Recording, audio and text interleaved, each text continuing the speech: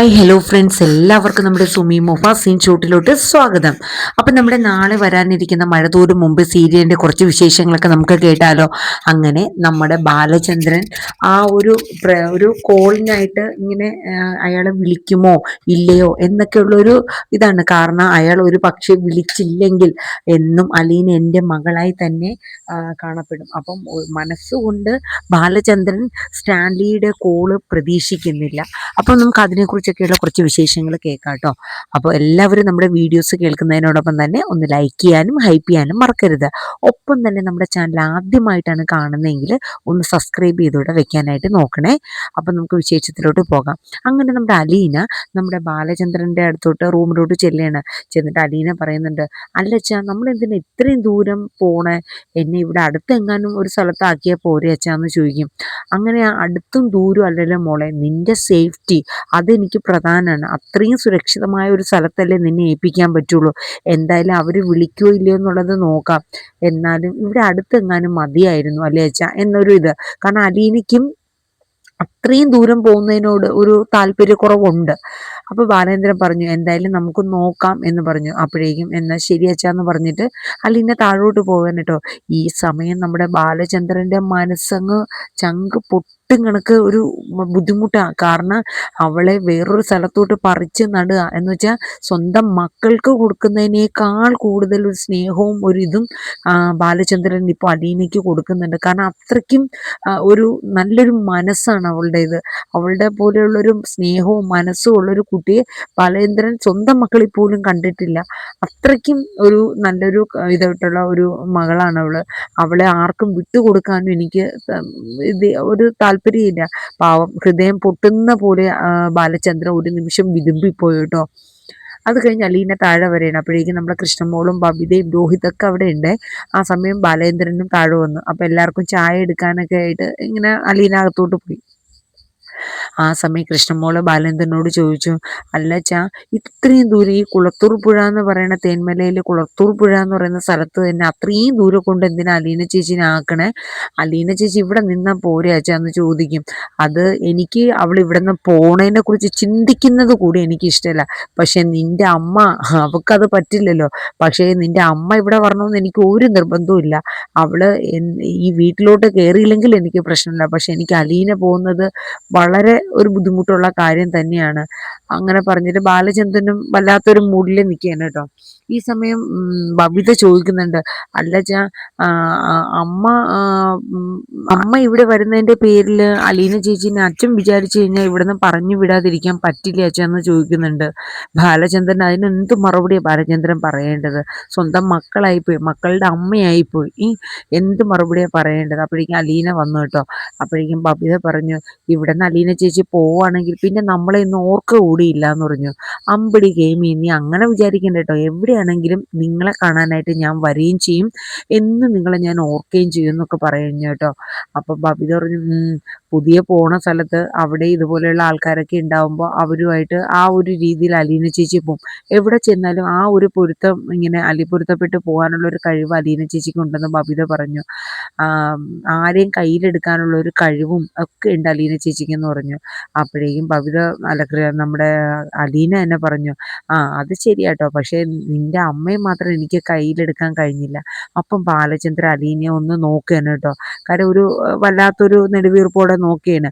അപ്പം ബബിത പറഞ്ഞു, എൻ്റെ അമ്മയെ കയ്യിലെടുക്കണമെങ്കിൽ സാക്ഷാತ್ ദൈവം തമ്പുരാൻ വിചാരിച്ചാൽ പോലും പറ്റില്ല അലീന ചേച്ചി, അത് അങ്ങനത്തെ ഒരു ജന്മ. അപ്പോൾ ബാലചന്ദ്രൻ ചിരിച്ചു കേട്ടോ. എന്നിട്ട് ബാലചന്ദ്രൻ പറഞ്ഞു, നിന്റെ അമ്മയെ നേരെയാക്കി എടുക്കണമെങ്കിലേ ഇനി ഒരു രക്ഷ ഉണ്ടാവില്ല, അവളുടെ ജീവിതത്തിൽ അവൾ അങ്ങനെ ഒരു നേരെയാവൽ ഉണ്ടാവില്ല എന്നൊക്കെ പറഞ്ഞു കേട്ടോ. എന്നിട്ട് എല്ലാവരും ഫുഡൊക്കെ കഴിക്കാൻ വേണ്ടി ഇരിക്കുകയാണ്, ബ്രേക്ക്ഫാസ്റ്റ് കാര്യങ്ങളൊക്കെ കഴിക്കുകയാണ്. പക്ഷെ ആർക്കും അങ്ങനെ ഒരു സന്തോഷമൊന്നുമില്ല. ആകെ ഒരു എന്തോ ഒരു വിഷമം പോലെ എല്ലാവരും അങ്ങനെ ഒരു വല്ലാത്തൊരു അലസമായ രീതിയിൽ എല്ലാവരും ഇരിക്കുക കേട്ടോ. അത് കഴിഞ്ഞ് പിന്നെ കാണിക്കുന്നത് നമ്മുടെ മനുവിനെയാണ് കേട്ടോ. മനുവിനാണെങ്കിൽ വല്ലാത്തൊരു പ്രയാസം. കാര്യം അലീന ഇത്രയും ദൂരം പോവുകയാണ്. അതും സ്റ്റാൻലി അവളുടെ അച്ഛൻ വന്ന് കൊണ്ടുപോവുകയാണ്. ഇനിയിപ്പോൾ സ്റ്റാൻലി ജോസഫ് എന്ന് പറയുന്നത് ഒരു ക്രിസ്ത്യനാണ്. അലീനയും ഒരു ക്രിസ്ത്യൻ ഒരു ഇതിൽ വളർന്നതാണ്. ഇനി അവളുടെ അച്ഛൻ അവളെ ഒരു ക്രിസ്ത്യാനിക്ക് മാത്രമേ കല്യാണം കഴിപ്പിച്ച് കൊടുക്കുകയുള്ളൂ, അങ്ങനെ എന്തെങ്കിലുമൊക്കെ ഒരിത് വരുമോ, എനിക്ക് അവളെ എന്നേക്കുമായിട്ട് നഷ്ടപ്പെടുമോ, അങ്ങനെയൊക്കെയുള്ള പല തോന്നൽ വരെയാണ് കേട്ടോ. ഈ സമയം നമ്മുടെ മനു അപ്പം തന്നെ നമ്മുടെ അലീനയെ ഒന്ന് വിളിക്കുകയാണ്. അങ്ങനെ അലീനയെ വിളിച്ചിട്ട് നീ എന്തെടുക്കാന്നൊക്കെ ചോദിച്ചിട്ട് എന്തായി അങ്കിൾ എന്തെടുക്കാന്നൊക്കെ ചോദിക്കുകയാണ്.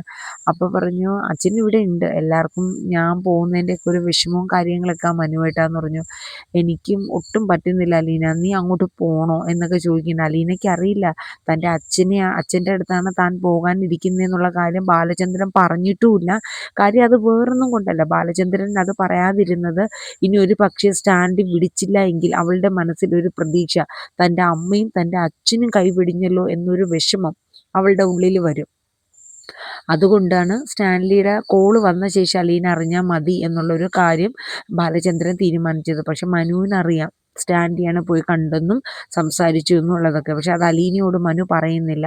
അപ്പം മനുവിന് വലിയ പ്രയാസമാണ്. മനു പറയുന്നുണ്ട്, നീ ഇവിടെ നിന്ന് പോയി കഴിയുമ്പോൾ നീ എന്നെ മറക്കും, നീ എന്നെ ഓർക്ക കൂടിയില്ല എന്നൊക്കെ ഇങ്ങനെ പറഞ്ഞു. അപ്പം അലീന പറഞ്ഞു, ഞാൻ എങ്ങനെ മനുവേട്ടനെ മറക്കണത്, എൻ്റെ ജീവിതത്തിൽ ഒരിക്കലും ഞാൻ മനുവേട്ടനെ മറക്കില്ല. ഞാൻ വൈജയന്തിയുടെ മകളാണ് എന്നറിഞ്ഞപ്പോഴല്ലല്ലോ മനുവേട്ടൻ എന്നെ അടുത്തറിഞ്ഞു തുടങ്ങിയത്. അതിനു മുന്നേ മനുവേട്ടൻ എന്നെ മനസ്സിലാക്കിയിട്ടുള്ള ഒരാളല്ലേ. ആ മനുവേട്ടനെ ഞാൻ എങ്ങനെയാണ് മറക്കാൻ? എന്തോ എനിക്കറിയില്ല, എനിക്ക് ഒന്നിനോടും ഒരു ശ്രദ്ധ തോന്നുന്നില്ല, ജോലി ചെയ്യാൻ പറ്റുന്നില്ല, വല്ലാത്തൊരു പ്രയാസം എന്നൊക്കെ ഇങ്ങനെ പറഞ്ഞിട്ട് പിന്നെ കുറച്ച് നേരം അവർ സംസാരിച്ചിട്ട് കോള് കട്ട് ചെയ്യാൻ കേട്ടോ. അലീനയ്ക്കും വല്ലാത്തൊരു ബുദ്ധിമുട്ട്, എന്താകും എന്നൊക്കെയുള്ള ഒരു ചിന്തയാണ്. മനുവേട്ടനെയും അതുപോലെ തൻ്റെ കൂടപ്പിറപ്പുകളെയും ഒക്കെ മിസ് ചെയ്യുന്നത്, തൻ്റെ അച്ഛനെയും ഒക്കെ. അമ്മ എത്ര ദേഷ്യപ്പെട്ടാലും തൻ്റെ അമ്മ തന്നെയല്ലോ. എല്ലാവരെയും മിസ് ചെയ്തിട്ട് പോവാന്ന് പറയുമ്പോൾ ഒരു വല്ലാത്തൊരു ബുദ്ധിമുട്ട് അലീനയ്ക്ക് ഉണ്ടായിരുന്നു കേട്ടോ. അത് കഴിഞ്ഞിട്ട് ഗംഗാധരൻ പതുക്കെ മനുവിൻ്റെ അടുത്തോട്ട് വരികയാണ്.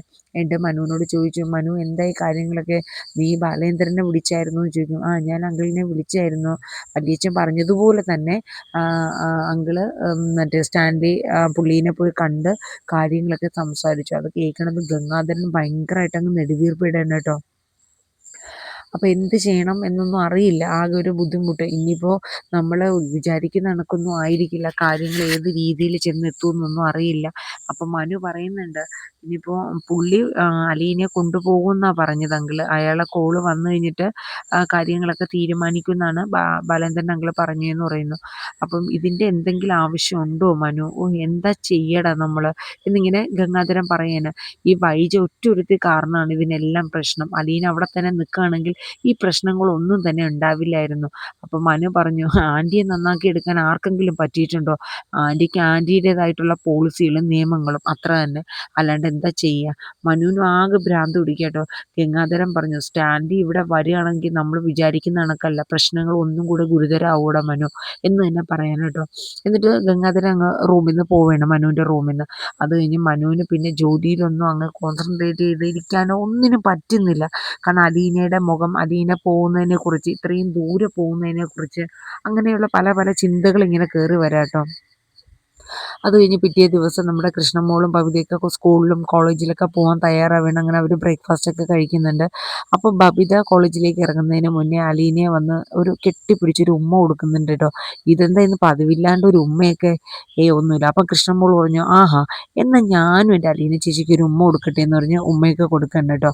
എന്നിട്ട് രണ്ടുപേരെയും കൂടെ അലീന വിരട്ടിയിട്ട്, അതെ വേഗം സ്കൂളിലും കോളേജിലും ഓടിക്കുമെന്ന് പറഞ്ഞു, സമയമായി.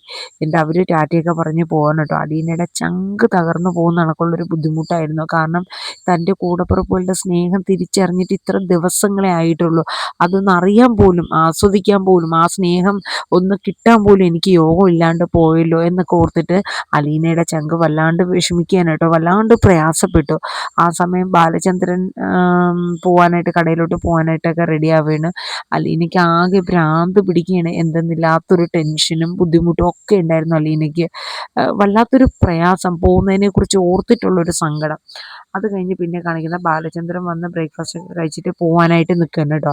ആ സമയം ബാലചന്ദ്രൻ ഇറങ്ങാനായിട്ട് കാറിലോട്ട് കയറാൻ നിൽക്കുമ്പോൾ ബാലചന്ദ്രൻ്റെ ഫോണിലൊരു കോൾ വരികയാണ്. നോക്കുമ്പോൾ സ്റ്റാൻലി ജോസഫിൻ്റെ കോളാണ്. ആ കോൾ എടുക്കുമ്പോഴത്തേക്കും ഞാൻ സ്റ്റാൻലിയാണ്, ബാലചന്ദ്രൻ ഞാൻ അങ്ങോട്ട് വരുന്നുണ്ട്, എൻ്റെ മകളെ ഞാൻ കൂട്ടിക്കൊണ്ട് പൊക്കോളാം, അവള് എൻ്റെ അടുത്ത് നിൽക്കട്ടെ എന്നിങ്ങനെ പറയുന്നു കേട്ടോ. ബാലചന്ദ്രൻ എന്തു പറയണമെന്നറിഞ്ഞൂടാ. ചങ്ക് പിളർന്ന കണക്കുള്ളൊരു ബുദ്ധിമുട്ടായിരുന്നു ബാലചന്ദ്രന്.